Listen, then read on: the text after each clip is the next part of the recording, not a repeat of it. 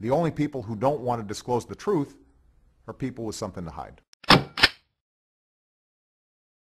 I don't know where you stand on this, but I believe that we have no idea who this guy is because every single thing that historians call, his credentials or the evidence of his life has been suppressed and hidden. So you believe that as well? Yeah, well, one of the most important is who financed his education. All of it, every bit of it. Where it looks like the Saudis did. Now, a lot of evidence to that effect. Thank you for saying, Dick. Thank you for saying that. But here's my question: If what's the great line? If you don't know where you've been, you don't know where you're going. But if you know where you've been, you got a pretty good idea where you're going. Right. I would imagine that.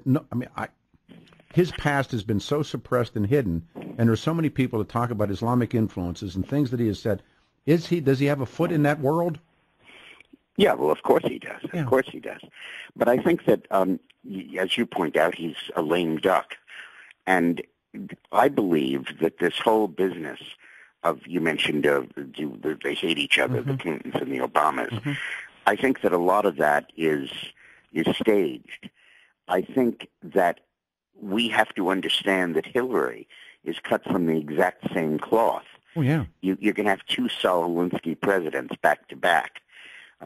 Remember, and again on HillaryDaily.com, we write about this. The new letters that show Saul Alinsky letters. Yeah, absolutely. There are four things. Take them together. An intimate relationship with Saul Alinsky, of constantly talking to him and being his protege. Her first job out of law school was to work for the True Heft law firm in California. He offered her the job. That's right. And she accepted. She went out there, and he was the head of the California Communist Party, like a business card. Absolutely. Her first work at the law school was to be observing the Black Panther trial. And then on top of that, she went to work for the Watergate Committee and was fired for stealing documents. Absolutely. And hiding them. Absolutely. So you have those four things, and I love your phrase.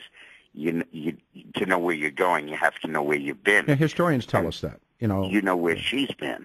Oh, and absolutely. I think that the Clintons and the Obamas, while there are obviously personal issues between them, have in common a fundamental desire to change, not the Clintons, Hillary Clinton and Barack Obama have a fundamental desire to change our political system to a point where it becomes a one-party state.